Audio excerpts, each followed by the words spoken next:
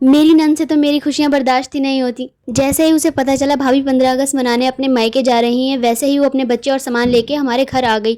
और उसे ये सब बताने वाला और कोई नहीं, मेरी सास। इतने शादी के इतने साल बाद भी मेरी सास मेरी आज तक दुश्मन है।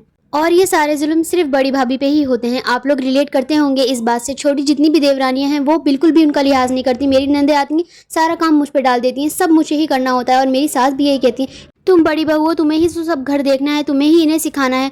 मैं सिखाऊंगी उन्हें, वो मुझे सिखा देंगी। वो लोग इतनी ट्रेंड होके आई हैं कि उनसे तो कोई कुछ कह ही नहीं सकता। और तो और मेरे शौहर भी यही कहते हैं, मेरी बहनें तुम्हारा मुंह देख के ही यहाँ आती हैं कि तुम उनका ध्यान रखोगी। भला बताओ, मैं कोई ध्यान रखने के लिए हूँ? सारा जुल्म सिर्फ बड़ी पे ही होता है। और मेरी नंदे घर में इस हक से आती हैं कि पूरा घर ही उनका है। उनके बच्चे सारा गंदा कर देते हैं, मुझे बाद में पूरा संगवाना पड़ता है। ज़रा भी कोई लिहाज नहीं करता कि भाभी की थोड़ा हाथ बटा दूँ या कुछ भी काम करा दूँ। ज़रा काम को हाथ नहीं लगाती। और कमी निकालने में सबसे आगे। ज़रा भी खाने में कुछ गलती हो जाती है तो बोलने लगती हैं। चाहे गलती हो ना हो, बिल्कुल परफेक्ट भी बना हुआ होगा, तब भी उन्हें कुछ अच्छा लगता ही नहीं है। पर फिर भी हमारे घर आके ही खाना है। उसके बाद पूरे मोहल्ले में बदनाम करती फिरती हैं कि भाभी तो ध्यान से रखती नहीं है हमें, ये नहीं करती, वो नहीं करती।